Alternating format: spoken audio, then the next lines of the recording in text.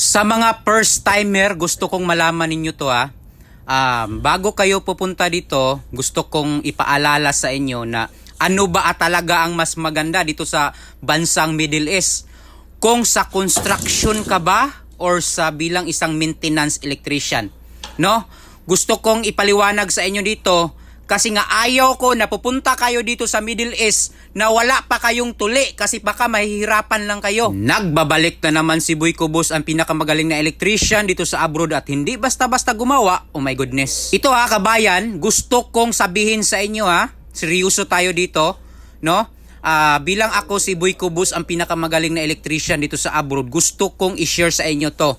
Ma-electrical man or ma-skilled, basta skilled kabayan katulad ko, no, napupunta dito. Manood lang kayo sa video ko habang nagkikwento ako. Ang ginawa ko pala dito kabayan ay nag-a-add ako ng socket or electrical outlet. Ngayon construction or bilang isang maintenance ka na skilled or electrician ka. So ito yung masasabi ko sa inyo kabayan na disturbo ba kayo sa voice record ko kabayan at saka sa trabaho ko ngayon, yung nakita niyong trabaho. Huwag niyong pansinin yan. Makinig kayo ng maigi para hindi kayo kawawa pagpunta dito sa Middle East. Gusto ko na makapunta kayo dito sa Middle East, tuli na kayo. Kasi mahirapan kayo kung hindi pa kayo tuli. So ngayon, gusto ko na kapag first timer ka, para to sa mga first timer kung first timer ka na pupunta dito sa Middle East, dapat tuli ka na. Okay? Bakit ba sinasabi kong tuli ka na? Dapat handa ka na pupunta dito. No? So ang pinag-uusapan natin dito, construction ba or maintenance?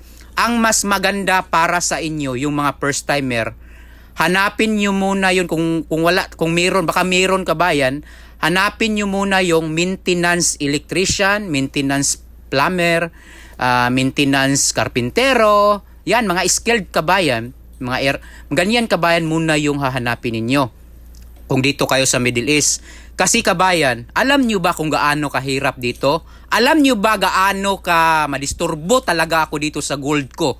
Kasi yung gold ko kasi, pag gagalaw ako sa trabaho ko, papasok kasi sa loob yung gold. Dapat kasi lalabas yan para makita ninyo kasi bumili ako niya ng 5,000 riyals para makita ninyo. Pero ang problema ito, papasok ng gold ko.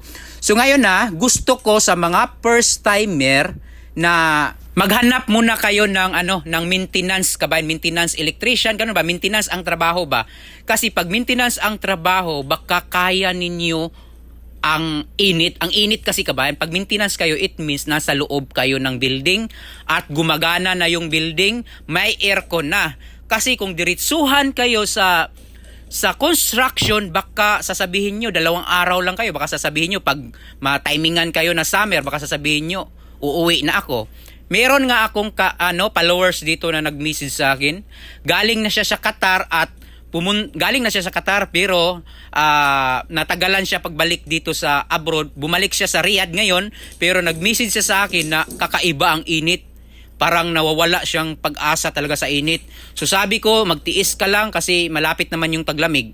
Pero kabayan, sa mga first timer, gusto kong malaman ninyo na mainit. 52 degrees ang init, no? 52, it means grabe ang init. Tinitriple ang init dyan sa Pilipinas. Naiinitan nga kayo sa simple lang na init dyan sa Pilipinas. Kung pupunta kayo dito, mainit na mainit.